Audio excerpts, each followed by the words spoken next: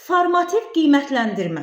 Biz formativ qiymətləndirmənin nə olduğundan danışdıqda qeyd edirik ki, formativ qiymətləndirmə təhsil alanın hər bir fənn üzrə təhsil proqramında müəyyənləşdirilmiş məzmun standartlarının mənimsənilməsinə yönəlmiş fəaliyyətlərini izləməkdir.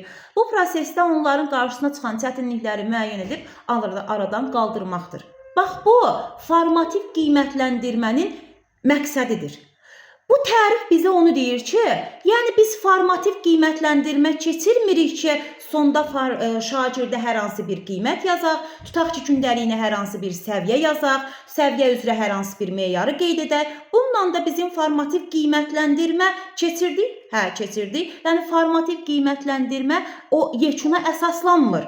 Burada qeyd etdiyim kimi, əsas məqsəd, indi də tərifdə dediyimiz kimi, o prosesi izləməkdir. Şagirdi, biz Vygotsky nəzəriyyəsindən danışanda sizlə qeyd eləyəcəyik, scaffolding dəfələrlə adını çəkmişik. Scaffolding nə idi? Şagirdi olduğu yerdən olmalı olduğu yerə qədər apararkən onu düzgün istiqamətləndirmək, ona kömək etmək, ona düzgün rəy vermək, bir sözlə şagirdə fasilitatorluq etmək.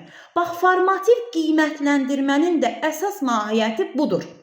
Bizim məqsədimiz o deyil ki, qeyd etdiyim kimi, şagirdə tutaq ki, sonda səviyyəsini qeyd eləyək gündəlikdə, hə, biz formativ qiymətləndirmə apardıq və yaxud da ki, səviyyə üzrə meyarı açıq şəkildə qeyd etdik, bununla biz formativ qiymətləndirmə apardıq. Bunun əsas bizə lazım olan məqsədidir. Tutaq ki, mən bunu gündəlikdə qeyd edirəm və yaxud da ki, formativ qiymətləndirmə jurnalında gündəlik ən azı 3-5 uşaq götürməklə qeydlər aparıram. Nədir mənim məqsədim? Şagirdin gündəlik olaraq fəaliyyətlərini, məsələn, gündə 3-5 uşağa yazmışamsa, ayın sonunda mənə məlum olacaq ki, tutaq ki, ayın müəyyən günlərində bir uşağın irəliləyişi necədir? Mən fərdi olaraq hər şagirdi izləyirəm. İstər proses boyu, yəni proses boyu mən uşağı hədəfinə çatdırana qədər izləyirəm. Onun təlim nailiyyətlərinə çatana qədər onun monitorinqini aparıram. Xülasə, biz formativ qiymətləndirməni yenə də qeyd edirəm. Yəni, biz bilirik, diaqnostik qiymətləndirmə və formativ qiymətləndirmə qiymətli qiymətləndirmə deyil. Diaqnostik qiymətləndirmənin mahiyyətindən danışmışıq, formativdə bunu xüsusilə qeyd edirik. Müəllimlər olaraq biz sonda yazacağımız hər hansı bir meyara və yaxud da ki, səviyyənin qeyd olunmasına köklənməli deyil, şagirdi izləməliyik. Məsələn, bugün mənim şagirdimin zəif tərəfləri nə idi və ya güclü tərəfləri nə idi? Zəif tərəflərini inkişaf etdirmək üçün mən nə etməliyəm? Ona hansı köməkliyi göstərməliyəm? Hədəfinə necə çatdırmalıyam? Bax, bu formativ qiymətləndirmənin mahiyyəti bizim üçün aydın olmalıdır. Biz bunu ümumiyyətlə başa düşməliyik ki, o prosesdə, o formativdən istifadə edərək şagirdi izləyə və onu olmalı olduğu yerə çatdıra bilər. Deməli, müəllimlər, elə buradan da bizim suallarımız yaranır ki, bəs bizim məqsədimiz nədir? Formativ qiymətləndirmə hansı suallara cavab verir? Ümumiyyətlə, bu suallarda hədəf məsələsi var, mütləq. Mütləq o təlim hədəfinə çatmaq var. Suallarımız odur ki, şagirdin hədəfi nədir? Yəni, şagird bu prosesin sonunda nəyi öyrənəcək? Və yaxud, şagirdin mövcud vəziyyəti hal-hazırda necədir və yaxud da öyrənməli olduğu yerə qədər mən onu necə aparacağam? Yəni, o şagird ümumiyyətlə öyrənməli olduğu məsələlərdən xəbərdardırmı? Və yaxud da şagird məqsədinə necə çata bilər? Hansı fəaliyyətləri qurmalıyam ki, mən şagirdi hədəfinə çatdıra bilim, şagird məqsədinə çatsın? Biz diaqnostik qiymətləndirmədə sizinlə qeyd etmişdik ki, bizim suallarımız bu idi ki, şagird nəyi bilir, nəyi bilmir, şagird digər sinif yoldaşları ilə müqayisədə hansı təlim nailiyyətindədir, şagirdin təlim nailiyyətini necə inkişaf etdirmək olar? Formativ qiymətləndirmədə isə, indi də qeyd etdiyim kimi, biz adətən o izləməyi müşahidə edirik o suallarda da. Mütləq hədəf var. Şagirdin hədəfi nədir? Şagird hədəfinə çatmaq üçün hansı təlim nailiyyət, daha doğrusu hansı təlim fəaliyyətlərini qurmalıdır? Şagird nəyi öyrənəcək? Şagirdin mövcud vəziyyəti nədir? Hal-hazırda olduğu yerdən olmalı olduğu yerə qədər o necə getməlidir? Yəni, hədəfə necə çatmalıdır? Bax, formativ qiymətləndirmənin sualları bunlardır. Ümumilikdə, formativ qiymətləndirmənin özünəməxsus xüsusiyyətləri var. Təlim nəticələri, qiymətləndirmə meyarlarının olması, effektiv əks-əlaqə, davamlı müşahidənin aparılması. Biz sizlə təlim nəticələrinə uyğunluqdan danışmışdıq. Qeyd etmişdik ki, hər bir qiymətləndirmə meyarı, ümumiyyətlə o formativ qiymətləndirmə ümumilikdə başlayır. Nədən? Alt standarta əsasən müəyyənləşdirilmiş və yaxud da ki, təkmilləşmiş kurikulumlarda qeyd etdiyimiz kimi alt standart çox sadə verildiyindən özünü təlim nəticəsi kimi götürürdü. Bax, həmin bizim formativ qiymətləndirməmiz ümumilikdə nəyə xidmət edirdi? Təlim nəticələrinin reallaşmasına. Yəni, bugün tutaq ki, 1.45-in sonunda mənim şagirdim nəyə nail olmalıdır? Hansı bilik və bacarıqlara yiyələnməlidir? Bax, o formativ qiymətləndirmə ümumilikdə xidmət edir şagirdin təlim nəticəsinə uyğun hədəfinə çatmasını. Qiymətləndirmə meyarlarının olması. Biz şagirdi meyarlar əsasında qiymətləndiririk. Meyarlar isə təlim nəticəsinə əsasendir. Təlim nəticəsini, tutaq ki, biz təlim nəticəsi müəyyənləşdiririk alt standart əsasən və ya qeyd etdiyim kimi özünü götürə bilirdik. Bundan isə meyar çıxardırdıq ki, məsələn, tutaq ki, ismin hallarını biri-birindən fərqləndirir təlim nəticəsi. Tutaq ki, ismin hallarını meyar olaraq götürürük, ismin hallarını cümlə daxilində fərqləndirdiyini nümayiş etdirir və s. Biz nəticəyə uyğun meyarlar müəyyənləşdirirdik və formativ qiymətləndirmə meyarlar əsasında aparılır. Bugün sizlə biz geniş danışacağıq effektiv əks-əlaqədən. Çünki biz formativ qiymətləndirmə mövzusunda təlim mövzusundan əvvəl, daha doğrusu təlim nəticəsindən danışmışıq, meyarlardan danışmışıq, məlumatınız var. Effektiv əks-əlaqə isə bugün sizlə geniş danışacağımız mövzudur. Deməli, müəllimlər, effektiv əks-əlaqə. Baxın, adından da bəllidir, effektiv. Niyə? Şagirdin əks-əlaqə qurulması, şagirdə rəy verilməsi elə olmalıdır ki, ümumiyyətlə, şagird üçün önəm daşısın. Onun fəaliyyətində, onun hədəfinə çatmağında müsbət rol oynasın. Şagird üçün istiqamət versin. Şagirdin düzgün hədəfə çatmağına müsbət təsir göstərsin. Biz sizlə danışaq əvvəlcə formativ əks-əlaqədən və summativ əks-əlaqədən. Müəllimlər, formativ əks-əlaqə ümumiyyətlə o tutaq ki, 1.45 dəqiqəlik öyrənmə prosesində verilir. Yəni, proses boyu formativ əks-əlaqə aparılır. Burada isə əsas məqsəd odur ki, şagirdi monitorinqini proses boyu aparırsan, onu izləyirsən, onun o zəif tərəflərini ortaya çıxardırsan, onu gücləndirmək üçün istiqamət verirsən, onu inkişaf etdirirsən. Bir sözlə, tutaq ki, mən birinci bölmə boyu formativ əks-əlaqə aparıram, şagirdə düzgün istiqamət verirəm ki, birinci bölmənin sonunda mən summativ qiymətləndirmə verəndə yekundan yüksək nəticə əldə edə bilim. Summativ əks-əlaqə isə tutaq ki, bölmənin sonunda verilir. Məsələn, hər hansı bir fəaliyyətin sonunda verilir. Məsələn, mən summativ qiymətləndirməni özünü keçirdim. Keçirəndən sonra təhlil etdim. Təhlilin nəticəsinə əsasən summativ əks-əlaqə verirəm. Yəni, tutaq ki, bu bölmə ərzində öyrəndiklərini summativ qiymətləndirmədə şagird necə yerinə yetirdi? Hədəfinə çatdımı? Axı, mən orada yoxladım ki, summativdə yoxlayacağam ki, hədəfinə orada necə çatdı? Yəni, nəyi etdi, nəyi edə bilmədi? Nəyi tam mənimsəyib? Summativ əks-əlaqədə uşaq o məqsədə nə dərəcədə çatıb və ya çatmayıb, bunu təhlil edirəm və uşağa yekun əks-əlaqə qururam ki, tutaq ki, bölmə ərzində şagird nəyi mənimsəyib, nəyi tam mənimsəməyib, mənimsəmədiyi məsələləri inkişaf etdirmək üçün şagird nə edə bilər, hansı yolu gedə bilər, bunun üçün mən şagirdə nə edirəm, istiqamət verirəm. Bax, formativ əks-əlaqə öyrənmə prosesi boyu verilir, summativ əks-əlaqə isə prosesin sonunda, fəaliyyətin sonunda verilir. İndi sizlə danışaq rəyin növlərindən, əks-əlaqənin və ya növlərindən. Deməli, müəllimlər. Müəllim, burada. Buyurun. Söz summativdə aiddir bura. Böyük summativdən də çox belə şey olmur, yoxsa Olar müəllim, siz böyük summativ qiymətləndirmənin sonunda da, bəli, o fəaliyyətin sonudur. Siz orada da summativ əks əlaqə verə bilirsiniz. İstər kiçik summativ, istər böyük summativ, bunlar daxildir o yekunlaşdırıcı əks əlaqəyə. Çünki məsələn siz yarım il ərzində və ya il ərzində keçirdiyiniz, daha doğrusu keçdiyiniz mövzular əsasında yekun rəy verirsiniz şagirdlərə. Bu da olacaqdır summativ əks əlaqəyə nümunə. Əks əlaqənin növlərindən danışaq. Əks əlaqənin növləri müəllimlər olacaqdır. Korreksiya edici, təsviri, konstruktiv və motivasiya edici. Birinci gəlin buna diqqətlə qulaq asaq və hər bir nümunələr izah edəcəyəm ki, sizlər üçün daha aydın olsun. Korrektə edici əks əlaqə. Korrektə edici, o düzəltmək deməkdir. Korrektə edici əks əlaqədə əsas diqqət ona yönlənilir ki, deməli, burada şagird nəyisə səhv eləyir, mən səhvə istiqamət vermirəm, izah eləmirəm. Səhvin, yəni izahını, istiqamətini vermədən birbaşa düzgün variantını deyirəm. Yəni, ən çox korrektə edici əks əlaqə faktoloji, prosedural biliklə əlaqəlidir. Ya, biraz da aydınlaşdırsam, burada mən uşağın səhvini nə düz, necə, hansı formada olmalıdırsa, hazır şəkildə ona təqdim eləyirəm. Daha izah eləmirəm, özüm istiqamət vermirəm ki, özü geçsin, araşdırsın, tapsın, səhvin üzərini dişləsin, aradan qaldırsın.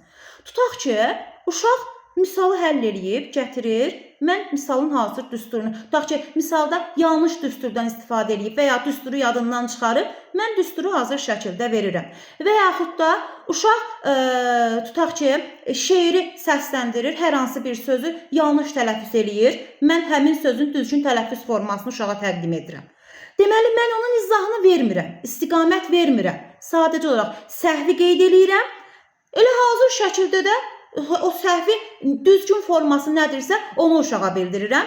Bax, bu əks əlaqənin korrektə edici növüdür. Yəni, ən çox qeyd etdiyim kimi faktoloji və prosedural biliklə əlaqəli olur bu düzəlişlər. Deməli, yenə də qeyd edim. Bax, məsələn, uşaq məsələ yazır. Burada, belə deyim də, və yaxud da misal həll eləyir. Tutaq ki, uşaq 6/7-nin cavabını yanlış yazır. Mən cavabını birbaşa ona qeyd edirəm ki, burada 42 yazmalıydın. Uşaq şeir deyir, qızlar tələffüz edir. Mən deyirəm, qızlar yox, qızlar şəklində tələffüz olunmalıdır. Yəni, mən uşağın səhvini qeyd etdim və elə birbaşa da hazır şəkildə necə, düzgün formada necədirsə, onu qeyd edirəm, təqdim edirəm uşağa.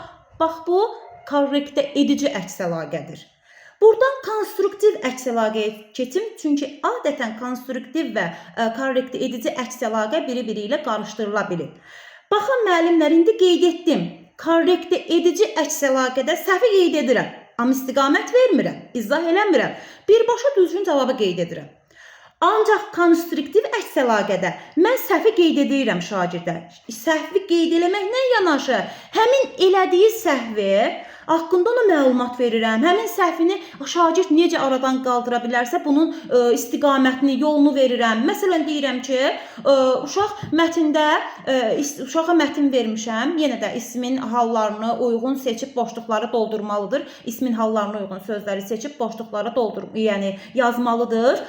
Uşaq burada bir neçə yerdə səhv eləyir. Mən deyirəm ki, tutaq ki, mətndə bir neçə hissədə uyğun sözü tapmaqda çətinlik çəkmirsən, çalışmalısan ki, ismin halları mövzusunu bir daha təşkil edəsən. Yəni, burada mən uşağın səhvini qeyd etdim, amma daha demirəm ki, tutaq ki, bu cümlədə, tutaq ki, sən yazmalıydın çayda. Hazır cavabı qeyd etmədim. Qeyd etsəydim, olacaqdı korrektə edici. Burada mən neynədim? Uşağa istiqamət verdim ki, o ismin hallarını müəyyənləşdirməkdə çətinlik çəkib. Buna görə də istiqamət verdim ki, o qoy ismin hallarını daha yaxşı təkrarlasın, daha yaxşı mənimsəsin ki, tapşırığı düzgün icra edə bilsin. Deməli, konstruktiv rəydə səhvdə qeyd olunur, eləcə də səhvin haqqında məlumat verilir. O səhvi necə uşaq aradan qaldıra bilər? Bunun üçün uşağa istiqamət verilir. Ancaq korrektə edici rəydə bundan fərqli olaraq hazır variant verilir. Hazır cavab təqdim olunur. İstiqamət yoxdur, izah yoxdur.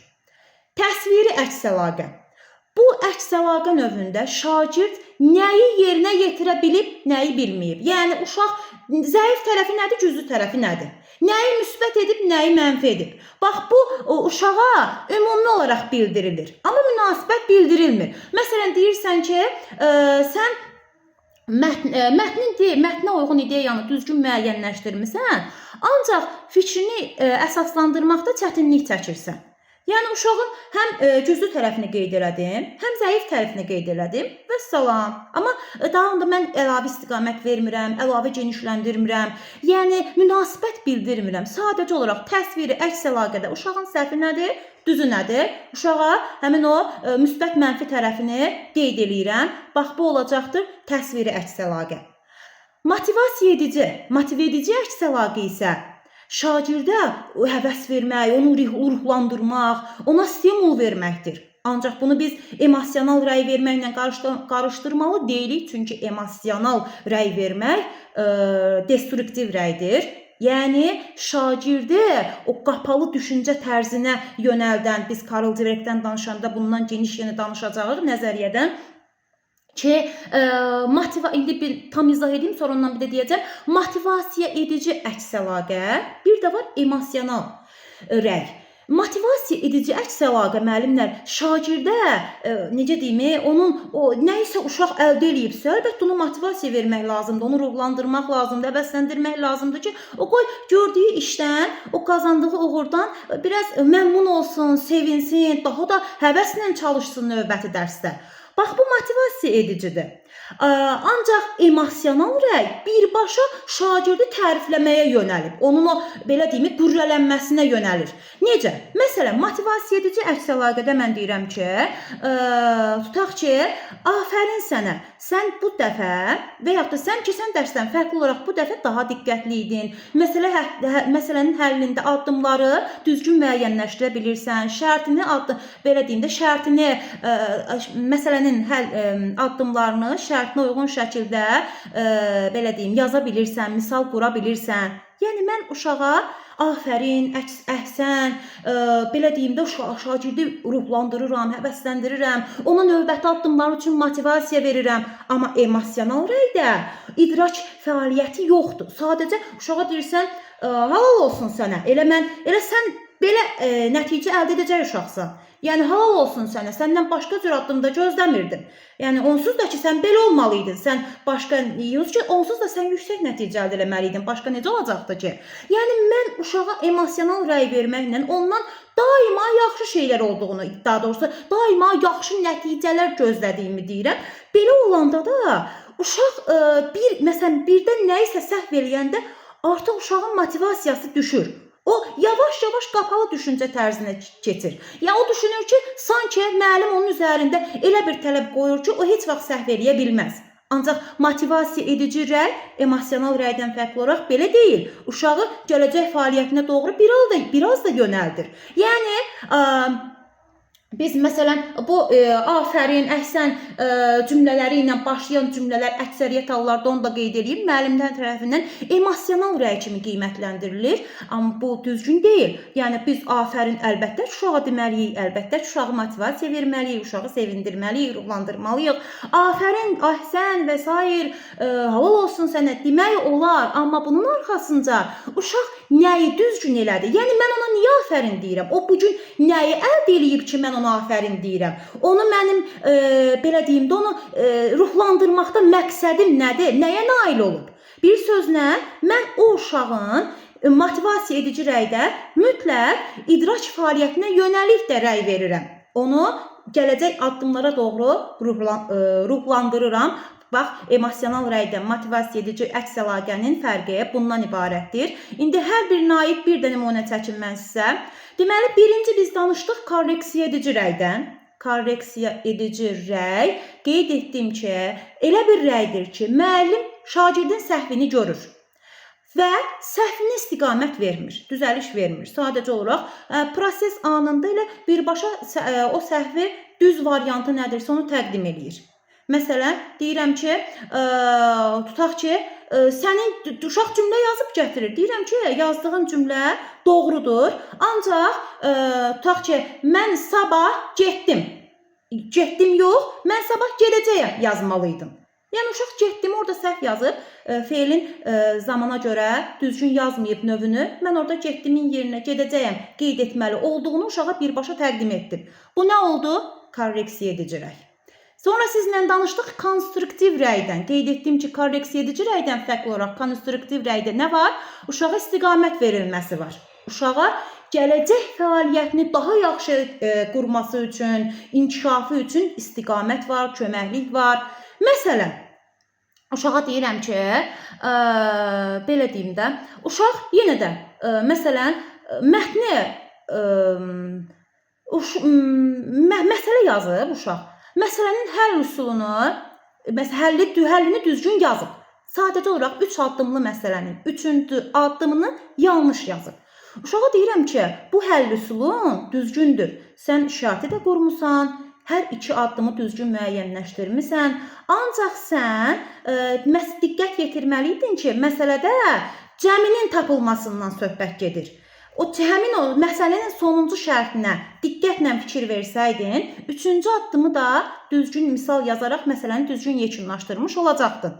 Burada mən nə etdim? Uşağa birbaşa demədim ki, tutaq ki, orada sən 45 üstəcə 25 yazmalı idin. Mən istiqamət verdim ki, bax, şərtində yazıb ki, cəmini tap. Deməli, sən gedib orada 45-dən 25-i çıxmalı deyilsən. 45 ilə 25 toplamalısan. Bunu demədim. Cəminə, yəni şərtinə diqqət yetirməli olduğunu uşağa bildirdim. Uşaq özü gedəcək, şərtə uyğun, mən ona verdiyim istiqamətdə uyğun olaraq özü 3-cü addımı səhv yazıb düzgününü tapacaq. Bu oldu konstruktiv rəy.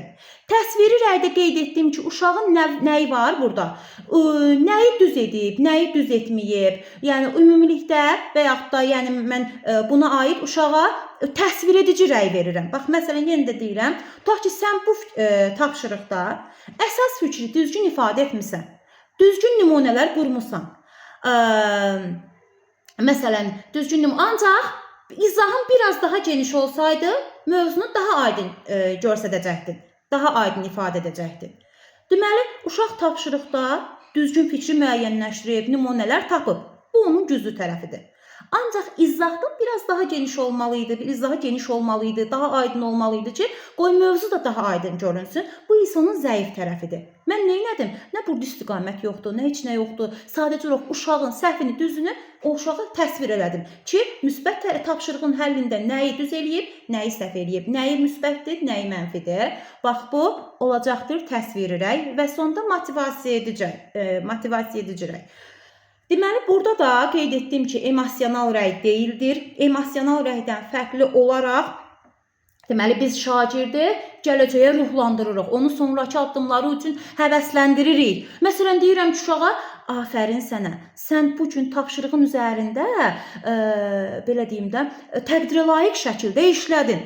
Gələn dəfə biraz da detallara fikir versən, nəticən daha yaxşı olacaq. Əminəm ki, uğur qazanacaqsan. Əminəm ki, yaxşı nəticə əldə edəcəksən.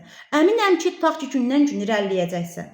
Bax, mən bir də təşkil edirəm. İndi özümüz də bax görək, mən burada emosional rəy verib onu, belə deyim də, təkcə emosiyalarına uyğun yönəlik rəy verirəmmi? Sənin bu tapşırıq üzərində necə çalışdığını gördüm və bu təqdirə layiqdir. Gələn dəfə biraz daha detallara fikir versən, biraz daha o xırdalıqlara fikir versən, nəticən daha da yaxşı olacaq. Əminəm ki, sən yüksək nəticə əldə edəcəksən. Deməli, mən uşağı ruhlandırıram ki, bu gün o yaxşı, əvvəlki dərsə nisbətən tutaq ki, daha yaxşı işlədi. Təqdirə layiqdir onun bu çalışmalar üzərində bəhsini işləməyi.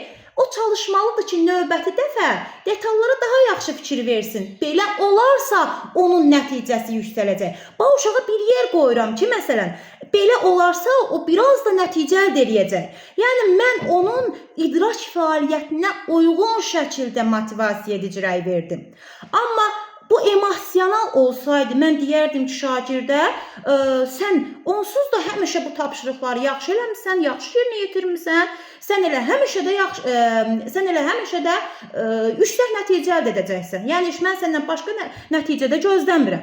Yəni belə deyəndə şagird artıq özündə yəni hiss eləyir ki, bu müəllim də məndən bunu gözləyir, yoldaşlarım da, valideynim də. Uşaq onda birdən-birə bir səhv eləyəndə birin gözü qorxuya qapılır ki, bəs burada mən səhv elədim, bəs müəllim mənə nə deyəcək? Uşaqların gözündə mən artıq zəif şagird kimi görünəcəm, eləcə də valideyn, müəllim və s. elə hər kəsin. Deməli, təkcə emosiyaların uşağın yönələn rəy verəndə şagird açıq düşüncə tərzindən yavaş-yavaş yəni qapalı düşüncə tərzinə keçir. Yavaş-yavaş səhv eləməkdən qorxur. Ona görə də o çətin tapşırıqları yerinə yetirmək istəmir ki, birdən səhv eləyər və beləcə də onun nə olur? Geriliyir, inkişafından söhbət getmir. Bir sözlə motivasiya edici rəydə şagirdin biz uğurlarını qeyd edirik, ancaq idrak fəaliyyəti ilə bir yerdə əsas məqsəd şagirdi ruhlandırmaq, növbəti addımlar üçün onu daha da inkişaf etdirməkdir. Bu da oldu bizim motivasiya edici rəyimiz. Deməli, ümumiyyətlə müəllimlər, rəy elə bir şeydir ki, o şagirdin fəaliyyətində əsas roldur. Yəni, bugün bizim şagirdlərimiz, belə deyim də, necə inkişaf edirlər, hardadırlar, necə öyrənirlər, o birbaşa asılıdır müəllimin ona verdiyi rəydə. Biz biraz sizlə ənənəvi təhsilə qayıtsaq, yəni indi burada hər birimiz yəni bu təsiri görən müəllimlərik. Biz yadımıza salsaq, hər birimizin yəqin ki, yadımıza gələr. Məsələn, olur da təhsil həyatında istər bizə, istər bir başqasına ki, məsələn, müəllim deyirdi ki, səndən heç vaxt adam olmayıb, səndən adam da olmayacaq. Yəni sən belə də məsələn və yaxud da ki, müəllim deyirdi ki, hə, səhvdir, bu get. Səhvdir, vəssalam, içini yazırdı, göndərirdi. Və yaxud da ki, şeir deyirdin, yox, yaxşı demədin, aşağı qiymət yazırdı, göndərirdi. Məsələn, şeiri biz yaxşı demirdik, tutaq ki, yaxşı demirdi şagird, alırdı aşağı qiymət. Amma uşaq axı əzbər deyib. Əzbər deyibsə, uşaqda qarandıq qalırdı ki, bəs mən əzbər deyirəmsə, şeirin də əsas mahiyyəti əzbərçilikdirsə, mənim aldığım qiymət niyə aşağıdır? Deməli, görürsünüz, burada əysiklik var. Amma bugünkü gündə biz kurikuluma uyğun formativ qiymətləndirmədə deyirik ki, uşaq bir şeyi səhv elədi, eləyə bilər. Yəni, insan səhvlərindən düz öyrənir. Amma bugün bizim günün müəllimləri uşağa etdiyi səhvi necə düzəldəcək, hansı istiqamətə gedəcək, buna uyğun rəy verməyəcəksə və ya emosional rəy verib şagirdi qürrələndirəcəksə, onda yersiz bir qürrə yaradacaqsa və yaxud da yoldaşlarında ona deyim də bir icra hissi yaradacaqsa və s. Yəni, bu artıq şagirdə zərər vurmaqdır. Və yaxud da zəif uşağa, onsuz ki, işinə qanmırsan, heç vaxt da qanmayacaqsan, üzr istəyirəm ifadəmə görə. Yəni, bu tipli rəylər vermək, biz hər birimiz yəqin ki, eşitmişik, razılaşırsınız mənimlə. Bu tipli rəylər zəif şagirdi biraz da zəiflədir. Güclü şagirdin daha da güclü olmasına təkan vermir, onu elə olduğu yerdə saymağına səbəb olur. Bir sözlə günümüzdə, yəni biz bu formativ qiymətləndirməni səthi olaraq öyrənib keçməli deyil, yəni onu mahiyyətini anlamalıyıq ki, günümüzdə biz öyrənirik. Məsələn, formativ qiymətləndirmə yazırıq müəllimlər. Bugün biz yəni bəzi müəllimlər bunun əksin əleyhinədir ki, bəs formativ qiymətləndirmə nə üçün yazılsın, nəyimizə lazımdır, sözdür, oraya yazıb gedirik. Düzdür? Yəni hər halda ki, eşitmişsiniz bu fikirləri. Bax, nəyimizə lazımdır o bizim. Əvvəldə də qeyd etdiyim kimi, mən dərs ərzində 3 şagirdimin formativ qiymətləndirməsini apardım. Məsələn, uşaq elə orada oxuyur və yaxud da tədris boyunsuz da mən müşahidə edirəm, o uşağı izləyirəm. 5 uşağımın apardım formativini, sabah 5 uşaq. Yəni, ay ərzində mənim yığılanda bu həftə ərzində mən bu uşağa 2-3 dəfə aparmış olacağım. Ay ərzində, daha doğrusu həftə ərzində 2-3 dəfə, ay ərzində bir neçə dəfə. Mən ay ərzində o şagirdin həmin rəylərindən izləyirəm. Birinci dərsdə necə idi, ikinci dərsdə necədir, üçüncü dərsdə necədir. Yəni, əslində formativ qiymətləndirmə formal xarakter daşımır.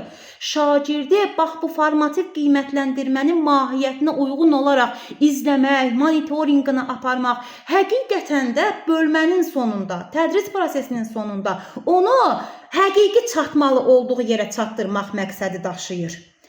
Aysel müəllim, korreksiya edici rəy nə oldu? korreksiya edici rəydə, yəni yalnızca şagirdin səhvinə düzəliş edirik, heç bir istiqamət verilmir. Məsələn, tapşırıqda harda səhv verilsə də, yəni burada qayda belə olmalıdır deyirik, istiqamət verilir şagirdə. Məsələn, Məsələn, köməkçi nitq hissələrində vergül işarəsinin qoyulmasında, ki, modal sözdən sonra vergül işarəsinin qoyulmasına bir tapşırıq vermişəm. Şagird tapşırığı yazır, gətirir, vergülləri düzgün qoyulur. Mən özüm göstərirəm ki, burada vergül qoyulmalıydı ya burada olmamalıydı. Yəni, keçir şagird yerində əyləşmə olur, korreksiya edici rəy. Əhmədova Lalə müəllim, konstruktiv rəy nə oldu? Burada mənim şagirdin səhvlərini qeyd edir, səhvlərini düzəltməyə istiqamət verir, səhvlər haqqında məlumat verir. Məsələn,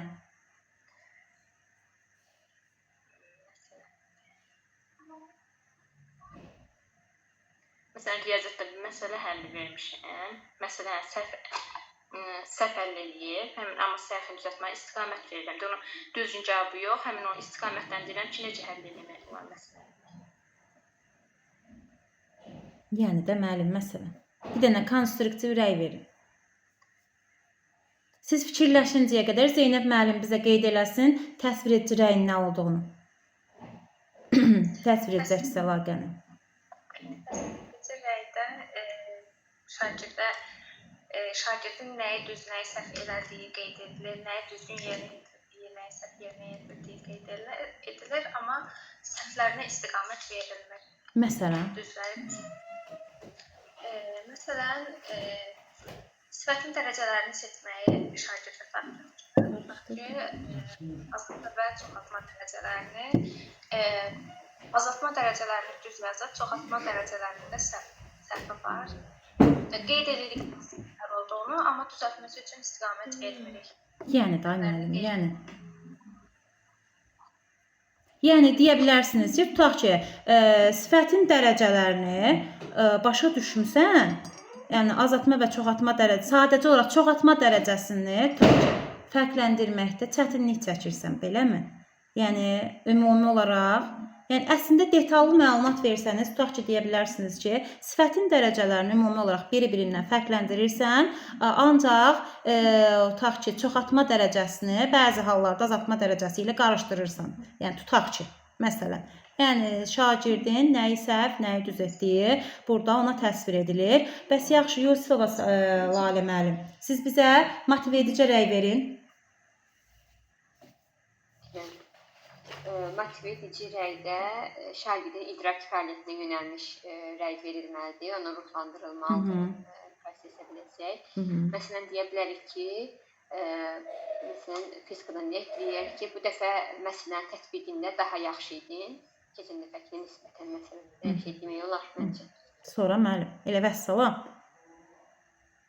Gələn dəfə daha yaxşı oldu deyə bilər. Ya da ki, hesablama, məsələn, bizdə fizikada problem çox vaxt şey olur, riyaziyyatda uşaqların problemi olur. Məsələn, deyirik ki, bu dəfə riyaziyyat dilində hesablamanı daha doğru işlədin. Keçən dəfəyə baxmış, sanki daha da düzəltmişəm. Əvvəlki dərsə nisbətən bu dəfə daha yaxşı olduğunu deyə bilərik. Hesab əməllərində daha yaxşısan belə.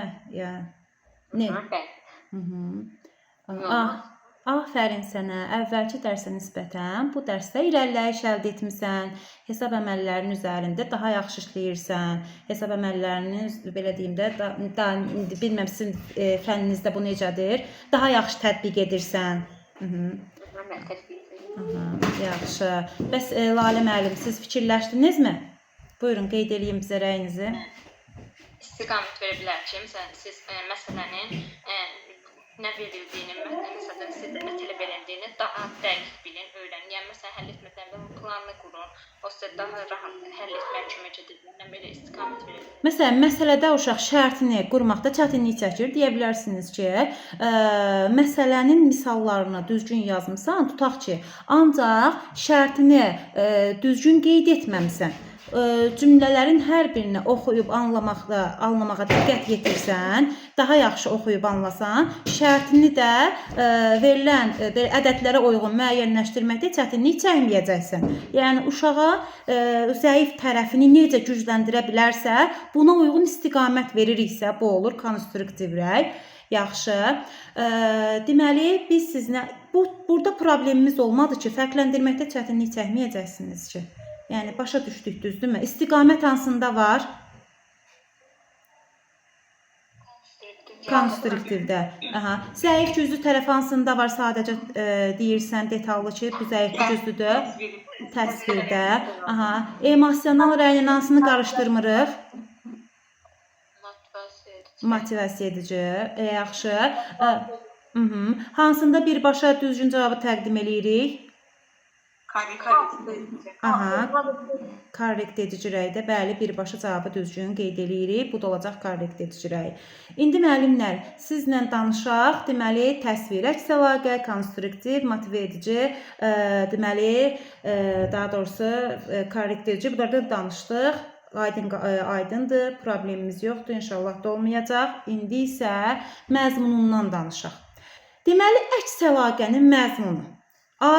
Bura biz öyrənmə prosesi haqqında, məzmun haqqında və məhsul haqqında əks əlaqəni qeyd edirik. Deməli, öyrənmə prosesi haqqında əks əlaqə odur ki, şagird ümumiyyətlə bu proses boyu öyrənmənin, tutaq ki, öyrənmə strategiyaları, tutaq ki, o hansı yolla yaxşı öyrənə bilir, o hansı fəaliyyətlərlə daha yaxşı mənimsəyir, o öyrənmə prosesinin biraz da təkmilləşdirmək üçün nə edə bilər? Bax, o proseslə bağlı olan rəylərdir. Bu da deməli, konstruktiv də ola bilər, təsviri də ola bilər, motive edici də ola bilər, korrekt edici də ola bilər. Yəni, öyrənmə prosesi, mən bugün ismin, tutaq ki, hallarını öyrənərkən və ya yeni sözü öyrənərkən bugün mən yeni sözləri yadda saxlamaq üçün, zəngin söz ehtiyatım olmaq üçün Fryer modelindən istifadə edirəm və yaxud da ki, daha yaxşı yadımda saxlamaq üçün nə edirəm? O məsələni yazarkən, necə yazıram, birinci şərtini, sonra addımlarını, sonra necə nəticəyə gəlirəm, birinci oxuyuram, anlayıram.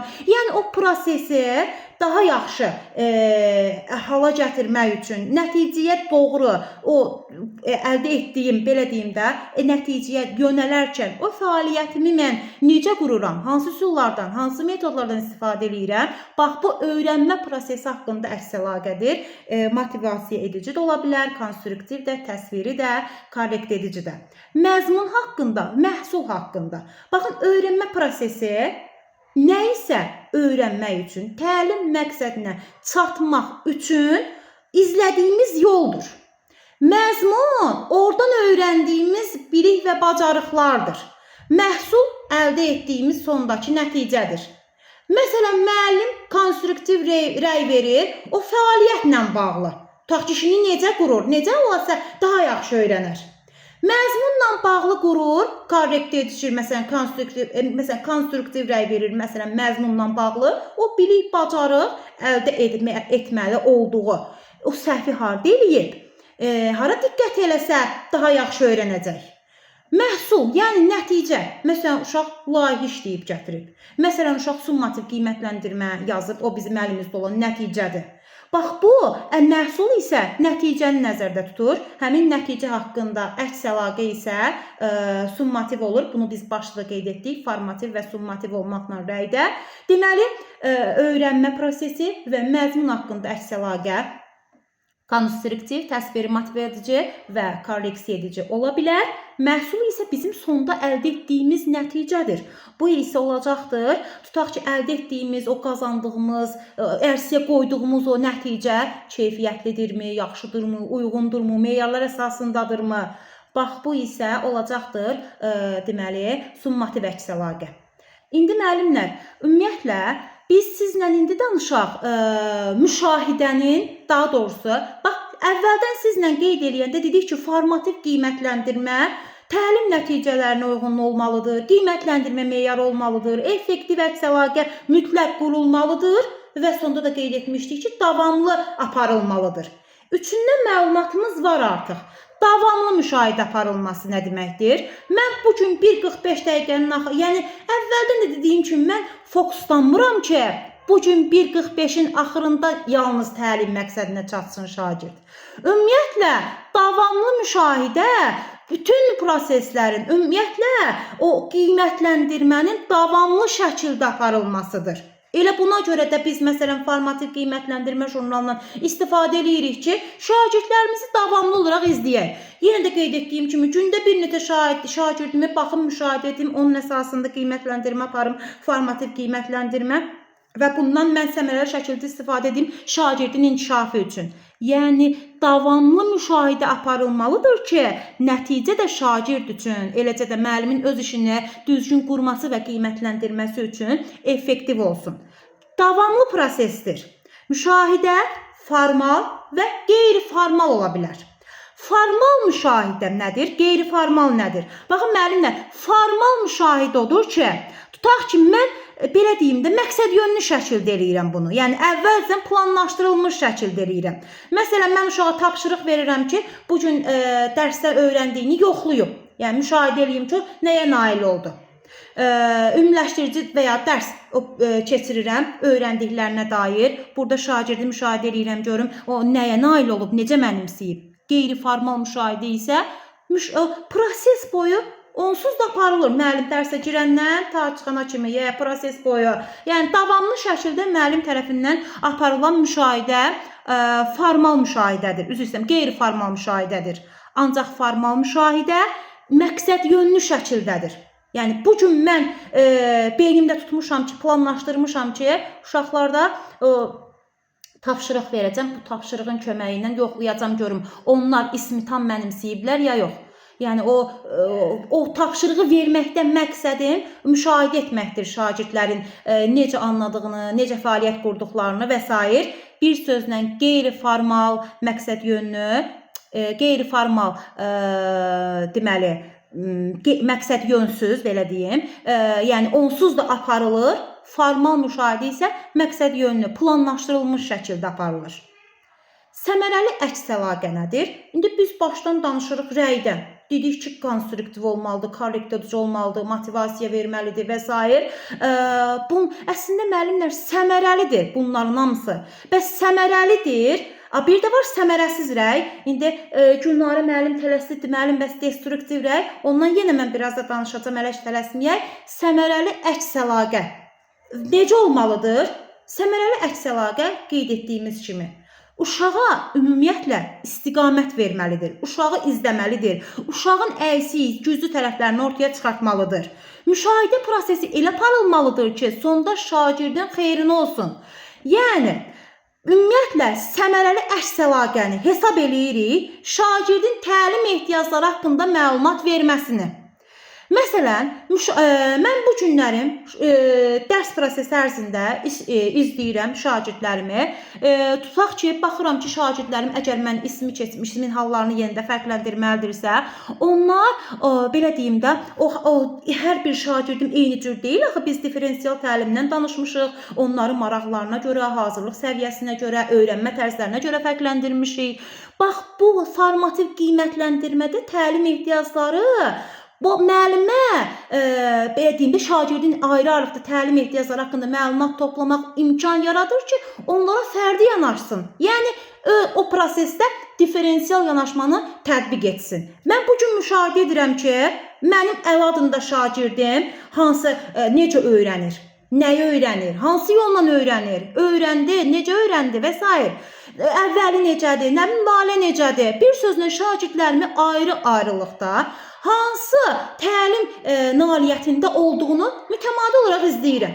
Mən bilirəm əlinin nəyə ehtiyacı var. Lalə tutaq ki, istedadlı şagirddir. Nə bilim filan kəs biraz zəifdir və s. Harda çətinlik çəkir. Bir sözlə şagirdin təlim ehtiyacları haqqında məlumat toplamaq müəllimə əsas verir ki, şagirdlərə fərdi yanaşsın və tədris prosesində diferensial yanaşmanı tətbiq etsin. Və bu şagirdin təlim ehtiyaclarını ortaya çıxaran, şagirdin təlim ehtiyacı haqqında müəllimdə təsəvvür oyadan əks əlaqə səmərəli əks əlaqədir. Qeyri-verbal informasiya var. Qeyri-verbal, yəni verbal mən sözlə, müəllim, mən bunu başa düşmədim. Tutaq ki, müəllim, mən burada çətinlik çəkirəm. Mənim şagirdim bunu deməyinə ehtiyac yoxdur. Mən şagirdi iş izləyirəm prosesdə. Baxıram ki, bu şagird, nə bilim, biraz sıxılır, biraz çəkinir və ya narahatdır. onun jestindən, mimikasından, lövhəyə çıxanda biraz qəribə olur o tətbiq eləyən zaman. Yəni o uşağın bədən dilindən mən anlayıram ki, bu şagird tutaq ki, dili ilə müəllim anlamışam desə də əslində anlamayıb və ya harda çətinlik çəkir. Qeyri-verbal informasiyanın oxunması budur ki, şagirdin dili ilə deməsinə ehtiyac olmasın ki, ay müəllim mən bunu başa düşdüm və ya başa düşmədim. Müəllim özü şagirdin bədən dilindən anlamalıdır ki, şagird nəyi hansı səviyyədə anlayıb və ya anlamayıb. Daha sonra səmərəli əks əlaqə müəllimi ona görə faydalıdır ki, sinifin dinamikasının anlaşılması. Yəni demək istəyir ki, mənim bu sinifimdə 20 şagird var. Bunlar bu dərsdə aktivdirlər, tutaq ki, aktiv deyirlər, tutaq ki, dərsə maraqları var, deyil, əvvəlki dərsə nisbətən bu dərsdə daha fəal oldular və yaxud da filan üsula daha çox maraq göstərdilər. Müəyyən müddətdir ki, geriləmə gedib uşaqların hər birisində. Bax bunlar və ya arxa partda oturanlar öndəşlərə nisbətən daha zəifdir, daha güclüdür və s. Bir sözlə o sinifdəki o monitoring, ümumi izləmə aparmaqla o sinifin dinamikasını mən izləyirəm ki, bax bu o proses dərsdəyəm. O proses necə gedir? Bu da deməli sinifin dinamika müəllim üçün səmərəli əks əlaqənin faydalarından biridir. Daha sonra qeydiyyatın aparılmasını qeyd edirik. Başda da qeyd etdik. Müəllim gündəlikdə qeyd aparır, düzdür. Mən sizə ondan da geniş danışım müəllimlər. Baxın, biz gündəlikdə qeyd aparırıq, düzdürmü? Bunun adını isə qoyuruq formativ qiymətləndirmə. Əslində bu, baxışlar mən bundan dedim, formativ qiymətləndirmənin məqsədi o deyil axı. Mən gündəliyə yazmışam ki, məsələn, bax biz müəllimlərə deyirik ki, bu meyarları yazarkən bilir yazmayın, stativ feillərdən istifadə eləməyin. Dərsi bilir, dərs əzbərlədir. Çox təəssüf ki, hələ də gündəliklərin 90 gündəliyinin, bəlkə 70-ində, bəlkə də 80-ını açsaq, biz eyni nəticəni görəcəyik. Ya yazıb müəllim ora səviyyə, hətta bəzi müəllimlər, bilmirəm daha bunu hardan öyrəniblər, qiymət yazırlar 3-5, yanı da 4-cü səviyyə. Güya 4-cü səviyyə ora qoymaqla bu artıq oldu formativ qiymətləndirmə. Və yaxud da sadəcə elə 3-cü səviyyə və yaxud da ki, şeiri oxuyur, şeiri əzbərləyir. Şeiri əzbərləyir, necə əzbərləyir? Şeiri əzbərləyir, amma 3-cü səviyyə. Yaxşı, şeiri əzbərləyibsə, niyə 3-cü səviyyə yazırıq onda? Axı bizim məqsədimiz əzbərləməkdirsə. Allah, mən də məsələn, yazıram, o cümlə şəklinə qəşəng yazıram da, bir dəfə elə yazıb göndərdim. Şagirdidir, çay müəllim, anam başa düşmədi. Bir dənə müəllim, indi mən ondan danışacağam indi siz deməmiş, sizə də bir dənə soruşacağam. Bir dənə mən fişimi tamamlayayım Gülnarə müəllim. İndi danışacağam ondan. Qiymətini də yazdım mövtəzədə. Bir dənə müəllim, qulaq asın. Səhv elədiniz müəllim, qulaq asın bir dənə. Baxın, formativ qiymətləndirmə, indi də dediyim kimi, biz o sonda yazdığımız qiymətə, yəni ora fokuslanmırıq, belə deyim. O qeydiyyat aparmaq bizə davamlı lazımdır. Davamlı müşahidə aparmaq lazımdır ki, bu uşaq başda necə idi, sonda necədir, ortada necədir, çatdı mı, necə çatdı və s. Yəni davamlı müşahidə üçün gündəlikdə bəli, bu gündəlikdə biz qiymətləndirməni yazırıqsa, bu gün özünüz də bilirsiniz, gündəliklərimizin də əksəriyyəti buna uyğun deyil. Məsələn, Taimin bu ilmi, səhv etmirəmsə keçən ildən bəridir çıxartdığı gündəlikdir. Bəli, orada formativə geniş yer verilib. Yəni orada müəllimlər, xüsusilə ibtidai sinif müəllimləri üçün bu çətinlik yaradırdı. Yəni ibtidai sinif müəllimləri artıq həmin gündəliklərdə uzun geniş yaza bilirlər. Yuxarı siniflərdə meyarlar daha genişdir, daha böyükdür. Xüsusilə yuxarı sinif müəllimləri buna etiraz eləyir ki, bəs biz yaza bilmirik. Tutaq ki, 2-5-1 yazırlar. 2-5-1 yazanda da standartı yazmış olacaqsan. Bu valideyn yazıq nə bilsin? Tutaq ki, həm bütün valideynlər müəllim deyil ki. Müəllim o, biri mən müəlliməm, mən nə bilim kimyadan 2-5-1 nədir? Razısınız, düzdürmü? Yəni bunu yazmağın nə uşağa faydası var, nə müəllimə faydası var, nə valideynə faydası var. Odur ki, formativ qiymətləndirmə deyən kimi bizim ağlımıza o gəlməsin ki, gündəlikdə 2-5-1 yazdınızsa, 3-cü səviyyə yazdınızsa və yaxud da şeir əzbərləyir yazdınızsa bu formativdir. Ən son artıq da ən düzgün yazılmış deyiriksə ki, bu da əslində davamlı müşahidəyə xidmət eləmir. Ən son yazılmış, məsələn, bugün siz meyar çıxartmışsınız. İndi birazdan rubriklərdən danışacaq. Onda da mən eyni şeyi sizə deyəcəm. Məsələn, bir meyar ismin hallarını biri-birindən fərqləndirir. Bu sizin tutaq ki, meyarınızdır. İsmin hallarını bir-birindən fərqləndirir, yazdınız. Axı siz bunu səviyyələrə uyğun yazırsınız, düzdürmü? 4-cü səviyyə bücürdür, 3-cü səviyyə bücür, 2 bücür, 1 bücür. Yaxşı, siz birinci səviyyə yazsanız ki, ismin hallarını bir-birindən fərqləndirməkdə tutaq ki, çətinlik çəkir və ya suallar əsasında fərqləndirir, ikinci səviyyəyə uyğun yazsanız, yenə də bu valideyndə qaranlıq qalacaq. Bax, formativin biz dedik məqsədi nədir? Şagirdi irəli aparsın, düzdürmü? Orada yəni düzdür. Valideyn görür ki, bəli, bu gün mənim uşağım dərsdə iştirak edib, evdə tutaq ki, öyrənib hazırlaşıb və ya əvvəlki dərsdən öyrəndiyi əsasında müəllimə cavab verib və müəllim də onu qiymətləndirib.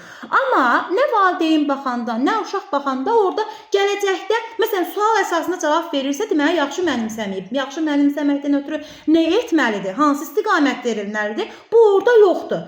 Bu şagirdi sizcə irəliyə apara bilərmi? Əlbəttə ki, xeyr, düzdürmü?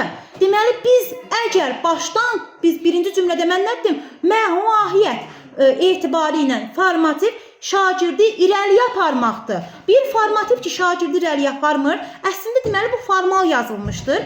Niyə formal? Düzdür, əslində qeyd olunmalıdır. Bugün mən bir valideyn olaraq bilməliyəm ki, məsələn, bugün mənim şagirdim dərsdə iştirak edib, necə iştirak edib və s. və ya ən azından cavab verib. Yəni, bunu biz yazırıq, qeyd edirik, amma bəs deyərsiniz, bəs onda necə eləyək? Uşaq müəllimləri sizin tapşırıq yazır, gətirir.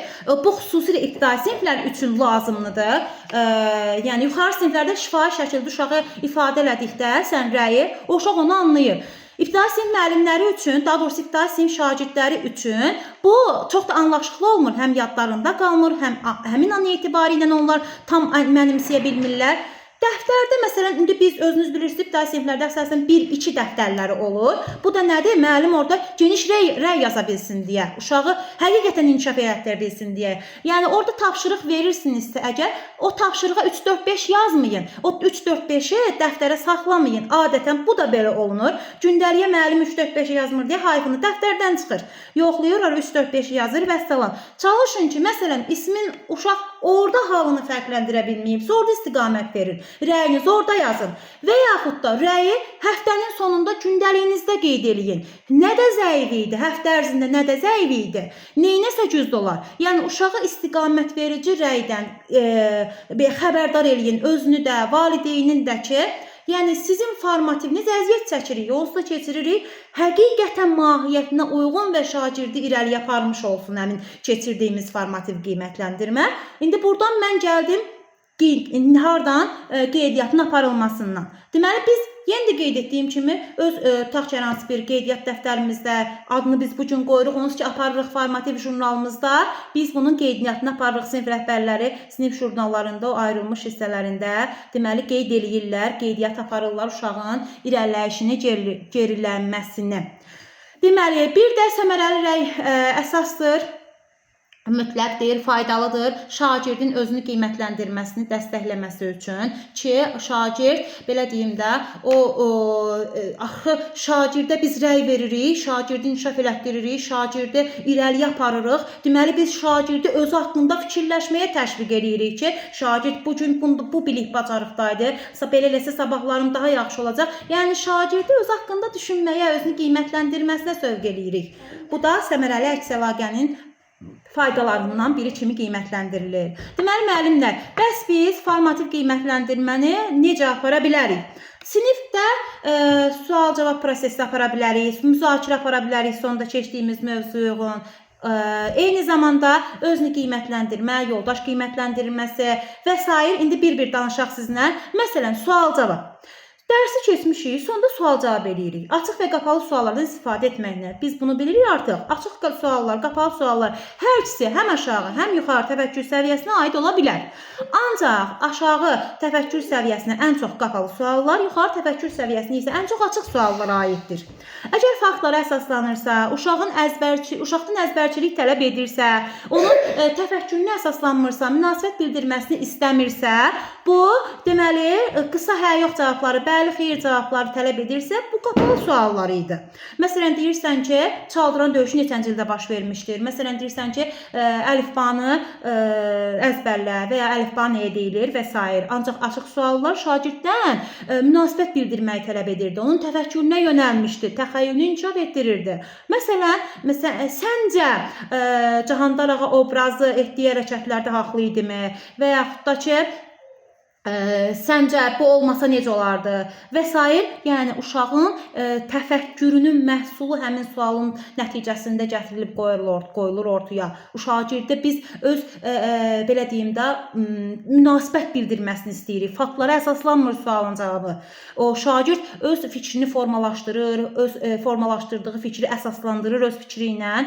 Bax bu açıq suallar idi. Bir sözlə biz sual-cavabda nə təkcə açıq, nə təkcə qapalı suallardan istifadə etməli deyilik. Hər ikisindən istifadə edərək həm aşağı təfəkkür səviyyəsindən də yuxarı təfəkkür səviyyəsində olan şagirdlərimizi dərsin sonunda izləməliyik, müşahidə aparmalıyıq, formativ qiymətləndirilməsini aparmalıyıq. Bir də müəllimlər, bunu biz sizlə əvvəllər də qeyd etmişik dəfələrlə ki, sual-cavab prosesində əsas şagirdə gözləmə vaxtının verilməsidir. Ola bilər ki, şagird tutaq ki, introvertdir, tutaq ki, şagird tutaq ki, açıq düşüncə tərzinə sahibdir və s. Yəni şagird öz fikrini ifadə etmək üçün biraz bilir, amma yəni ona biraz vaxt lazımdır daha geniş cavab vermək üçün. Tutaq ki, ümumiyyətlə şagirdə və ya fikrini toplaması üçün, yadına salması üçün, ümumilikdə şagirdə cavabını gözləmək üçün müəyyən vaxt verildikdən sonra tutaq ki, sinifə müraciət etmək, digər şagirdə müraciət etmək və s. olar. Şagirdə rahat düşünə bilməsi üçün, fikrini toplaması üçün, özünü itirməməsi üçün mütləq gözləmə vaxtı verilməlidir. Əvvəl də qeyd etdiyim kimi, uşağa gözləmə vaxtı verilməyəndə bir dəfə, iki dəfə şagird bilirsə də daha növbətdə əl qaldırmayacaq. Heç olsun ki, müəllim mənə vaxt vermir. Bildiyini də deməyəcək və beləcə artıq keçəcək açıq düşüncə tərzindədirsə, tutaq ki, qapalı düşüncə tərzinə.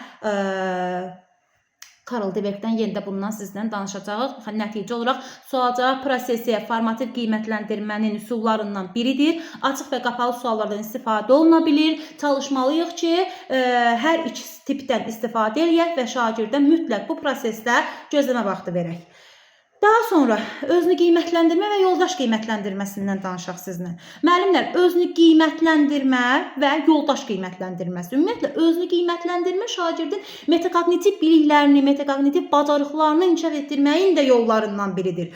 Şagird özünü qiymətləndirir, həm bir tərəfdən onun metakognitiv düşüncəsi inkişaf eləyir, öz öyrənməsini ölçür yəni.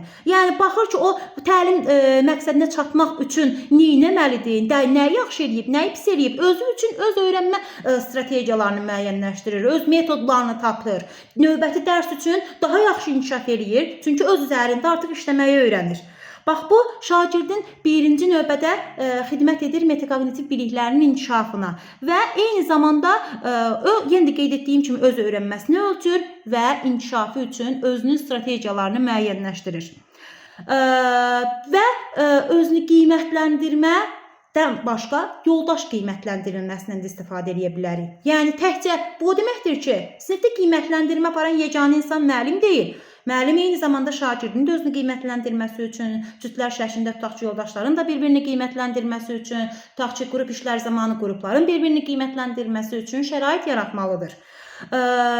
Tutaq ki, mən özünü qiymətləndirmədən istifadə edirəmsə, onu variantlar paylayıram əvvəlcən hazırladığım, tutaq ki, dərs haqqında suallar qoyuram. Bunu hansı səviyyədə yerinə yetirdi? Məsələn, yaxşı, orta, zəif və s.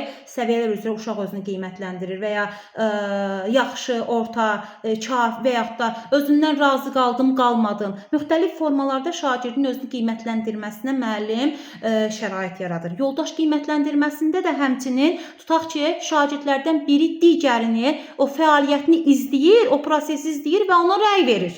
Tutaq ki, burada məqsəd o şagirdin bir-birinin zəif nöqtəsini, güclü nöqtəsini aşağı çıxartmaqla o bir-birini izləməsidir və o proses zamanı tutaq ki, bir-birinə kömək etməsidir. Deməli, yoldaş qiymətləndirməsi zamanında iki şagird götürə bilərik. Məsələn, Əli Vəli haqqında, Vəli Əli haqqında. Tutaq ki, Əli deyəcək ki, Vəli tutaq ki, iş bölgüsünə necə riayət etdi, öz üzərinə düşən işə necə yerinə yetirdi, hansı keyfiyyətdə yerinə yetirdi və yaxud da başqasının fikirlərini hörmətlə yanaşdımı, öz fikirlərini irəli sürdümü və s. Yəni, burada yoldaşlar bir-birini qiymətləndirir. Bu zaman bizdə maraqlı sual yarana bilər ki, biz necə ki, iş və iş formalarından danışanda demişdik ki, cütlərlə iş o zaman səmərəli olmur ki, şagirdlərdə bir-birinə rəy vermə qabiliyyətləri aşağı ola bilər. Yoldaş qiymətləndirilməsində də həmçinin biz çalışmalıyıq ki, o axı dəstəkləyici mühitdə biz pedaqoji tələblərdə danışanda demişdik ki, ümumiyyətlə kurikulumun müəllimi elə bir müəllimdir ki, sinifdə dəstəkləyici mühit yaradılmışdır. Yəni biz indi növbəti dərslərdə bundan geniş danışacağıq onsuz da, amma dəstəkləyici mühitdən təkcə yola çıxsaq, sağlam mənəvi psixoloji mühit var. Uşaqlar arasında belə deyim də o bir-birinə küsmə, bir-birinə qarşı icra halları və ya bir nə bilim qısnama və s. yoxdur. Belə olan mühitdə də o mədəni öyrənmə mühiti varsa əgər, yoldaş qiymətləndirilməsindən biz obyektiv qiymətləndirmə alacağıq, subyektiv yox. Yəni şagird öz qərəzli yanaşmasını ortaya qoymayacaq, obyektiv qiymətləndirəcək digər yoldaşını və bu həm müəllim üçün, həm şagirdlər üçün səmərəli olmuş olacaqdır. Daha sonra formativ qiymətləndirmənin üsullarından biri kimi çıxış biletindən qeyd edirik. Çıxış biletindən biz təlim üsullarından danışarkən onsuz da qeyd etmişdik. Çıxış biletindən də 3-2-1-dən də indi çıxış biletini mənə desin Samirə müəllim. Necə idi Samirə müəllim? Zəhmət olmasa siz qeyd eləyin. Yadımıza salın. Çıxış biletlərində 3-2-1 qeyd eləyin müəllim. 2-1-i 3 dənə yaxşı başa düşdüyünü, yəni anladığını yazırdı. 2 dənə hələ də ona qaranlıq, yox, maraqlı gələni, bir dənə isə hələ də başa düşmədiyini yazırdı. 3 dənə bəli, yeni öyrəndiyi məlumat, 2 dənə hansı müəllim idi bu? 2 dənə elə bil ki, maraqlı gələn, bir dənə isə anlamadı.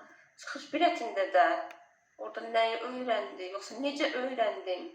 Suallar verildi, müəllim. Dərsin sonunda şagirdə suallar verilir. Şagird isə suallar əsasında dərsi necə mənimsədiyini, hansı üsullardan istifadə edərək mənimsədiyini və s. yazır. Yəni sualları cavablandırır, sualları tamamlayır. Hansı üsullardan istifadə etmişəm, o şəkildə verir, yoxsa dərsin mətninə aid suallar verir? Dərsdə müəllim çıxış biletində bu gün tutaq ki, siz yenə də ismin hallarından keçsək, ismin halları, yəni ismin hallarını mənimsətmisiniz, şagirdə o ismin hallarını mənimsəmək üçün tutaq ki, yadda saxlamaq üçün neynədir, hansı üsuldan istifadə etdi, dərsi tam mənimsədi və yaxud da harda çətinlik çəkdi, nəyi hələ də bilmək istəyir və s. Yəni əvvəlcədən suallar verilir. Axı 3-2-1-də şagirdin öz ixtiyarına buraxırsan, qayda qoyursan ki, 3 dənə, 2 dənə, 1 dənə bunu yazırsan.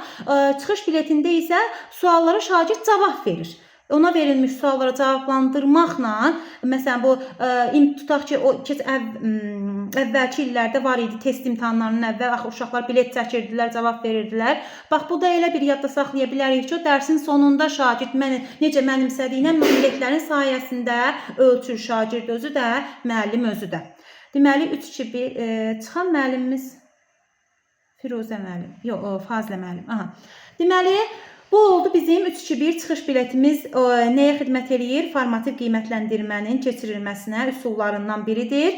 Daha sonra müəllimlərim, işıqfor üsulu var. İşıqfor üsulu nədir? Baxın, işıqfor üsulunda biz necə ki qeyd edirik ki, tutaq ki, işıqforun qırmızı, sarı, yaşıl işıqları var. Tutaq ki, dərsin sonunda, bax əslində, müəllimin formativ keçirməsi üçün ən asan, belə ən yaxşı, ən səmərəli, ən az vaxt tələb eləyən, belə ən dediyimiz üsullardan biridir. Niyə? Bunu müəllim öz kreativliyindən asılı olaraq müxtəlif cür yerinə yetirə bilər. Məsələn, nə edə bilər? Məsələn, uşağa əvvəlcədən kartlar paylayır. Qırmızı, yaşıl, sarı. Bunu hər dərsdə də eləyə bilər. Təkcə bir dərs üçün nəzərdə tutulmayıb. Uşaq dərsi tam, müəllim sual verir. Dərsi kim mənimsəyib? Tam mənimsəyib. Yaşıl kartı qaldırır. Kim mənimsəməyib? Qırmızı kartı qaldırır.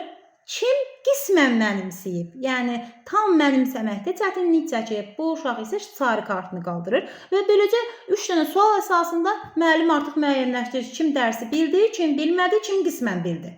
İndi bunu müxtəlif yollarla keçirmək olar. Dediyim kimi, nə bilim, müəllimin kreativliyi nasıldır? Lövhəyə də yaza bilər, stolun üzərində hər hansı bir oyunla təşkil edə bilər və s. Bir sözlə, işıqfor üsulu formativ qiymətləndirilmənin keçirilməsi üçün üsullardan biridir. Elə ən səmərəli, ən az vaxt tələb eləyən üsuldur hətta. Şagird jurnalı. Şagird jurnalından da biz danışmışdıq. Bu barədə bizə Günel müəllim məlumat versin, zəhmət olmasa. Nə idi şagird jurnalı, Günel müəllim? Şagird jurnalında şagird özünün dərslə bağlı qeydlərini bağlı fikirlərini qeyd edir və burada şagird artıq belə deyək, özü üzərində müşahidə aparır ki, o məsələn məqsədinə çata bilibmi, nəyi bilir, nəyi bilmir və beləcə öz fəaliyyətini izləyir. Bəli.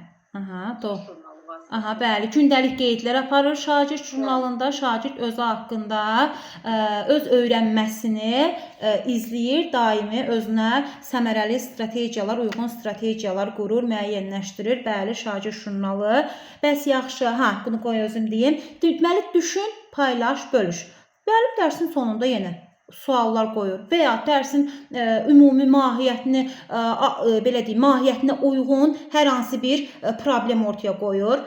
Uşaqlar əvvəlcə fərd olaraq fikrini bildirir. Düşün. Sonra cütlər halında birləşir. Şagirdlər cütlər halında bir-birinin öz fikrini bölüşür, üzr istəyirəm, paylaşır və bölüş hissəsində də artıq cütlər ümumi fikirlərini bölüşürlər. Bütün siniflikcə, sinifdə ümumi müzakirə prosesi ilə həmin bu, belə deyim də, üsul tamamlanır. Deməli, düşün, paylaş, bölüş. Müəllimin sualı əsasında şagirdlər fərdi olaraq sualı düşündü. Cütlərlə birləşdirdi, şagirdlər fikirlərini bir-birinə paylaşdı. Bölüş hissəsində isə cütlər öz fikirlərini ifadə etdilər və bütün sinifdə müzakirə ilə düşün, paylaş, bölüş üsulu tamamlandı. Qısa ümumiləşdirmə, dərs qurtardıqdan sonra müəllim ümumi dərsin məğzini, xülasəsini verir. Yəni, ümumi nəyi keçiblərsə, bunun haqqında, daha doğrusu şagird nəyi keçiblərsə ümumiləşdirilmiş bir məlumat təqdim edir. Bax, bu da qısa ümumiləşdirmədir.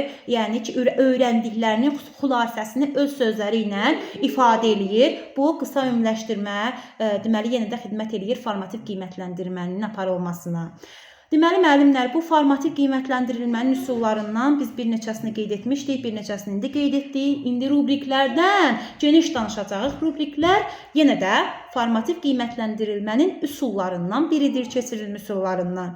Rubrikləri, bax, bayaqları mən tutaq ki, burada harda qeyd elədim, sizə dedim ki, məsələn, gündəlik yazanda müəllimlər, onsuz da siz ora səviyyələr üzrə yazırsınız. Yəni, bir uşaq daha doğrusu müxtəlif uşaqlar eyni təlim nailiyyətində olmur dərsin sonunda. Siz icmal yazanda bu rubrikləri də əslində yazmış olursunuz. Yəni, əslində yazmalıyıq, belə deyim. Niyə? Bax, biz icmalda qeyd edirik. Birinci, tutaq ki, standartımız əsasdır, daha doğrusu təlim məqsədimiz var. Ora məqsədə əsasən meyarımız müəyyənləşdirildi.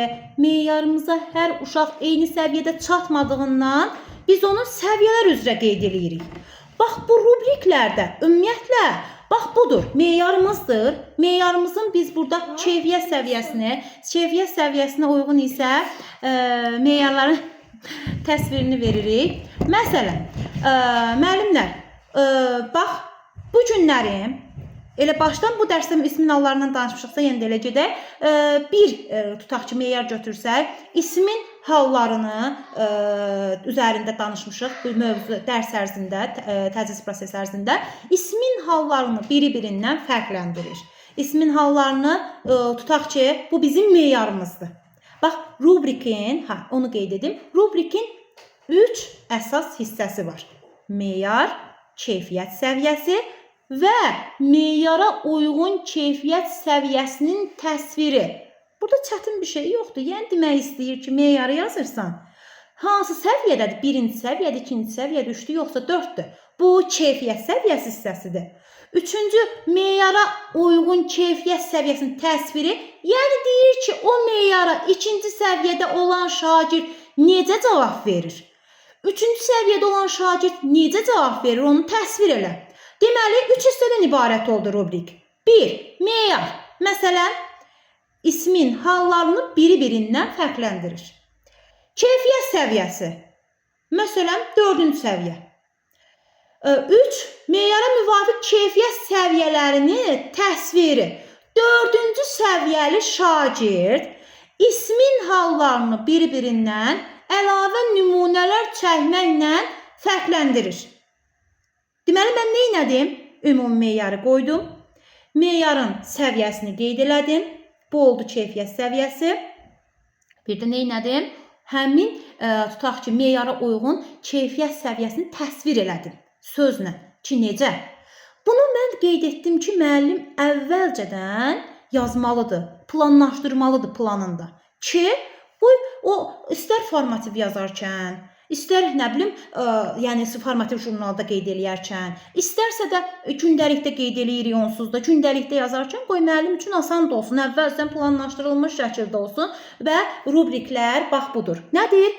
Rubriklər meyarın qiymətləndirmə meyarına əsasən, deməli, keyfiyyət səviyyəsinin, meyara uyğun keyfiyyət səviyyəsinin təsvirinin, deməli, əks olunmasıdır.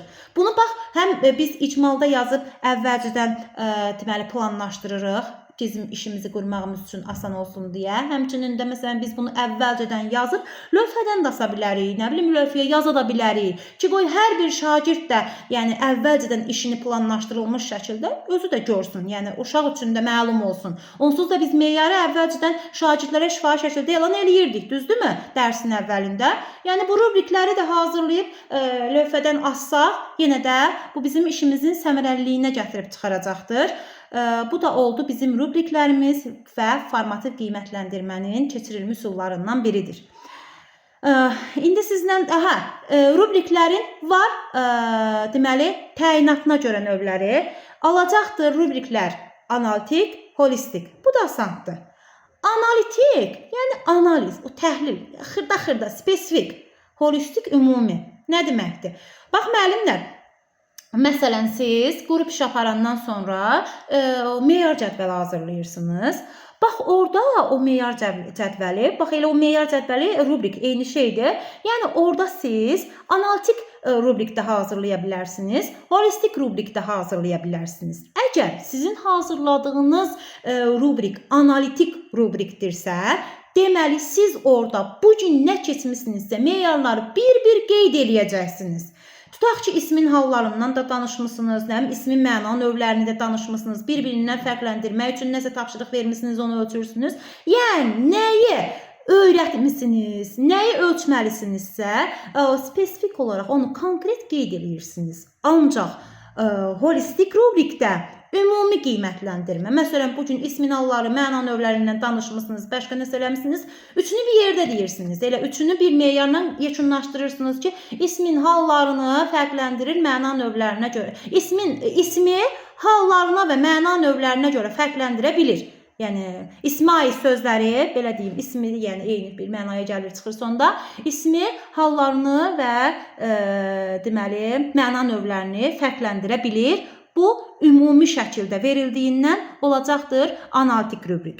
Bir sözlə analitik, üzr istəyirəm, holistik rubrik. Bir sözlə analitik rubrik, yəni ayrı-ayrı qeyd edir. Nəyi öyrətmişəmsə, bir-bir onu ölçürəm. Ayrı-ayrılıqda. Amma holistikdə ümumi ölçürəm. Yəni 3-4 dənə nə öyrətmişəmsə, o 3-4 meyarı bir meyarda birləşdirirəm. O olacaqdır holistik rubrik. Bu rubrikdən danışmışdan elə ən gözəl, onu da qeyd eləməliyəm mütləq. Deməli, baxın müəllimlər, mən siz deyəsən, yox, hər halda danışmışam. Təlim nəticələrinin müəyyənləşdirilməsi dərsində yenə də deyim ki, əsla bu səhvə yol verməyəsiniz. Baxın, ən çox, məsələn, müəllim gətirir, tutaq ki, açıq dərs nümunəsi, daha doğrusu açıq dərsə uyğun icmal yazıb xüsusilə. İndi açıq dərslər bu satılır, nə bilim, neynilir, kimlərsə yazır və s. və əlaxır.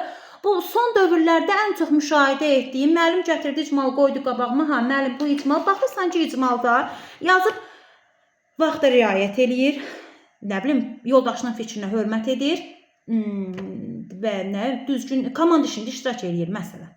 Əla.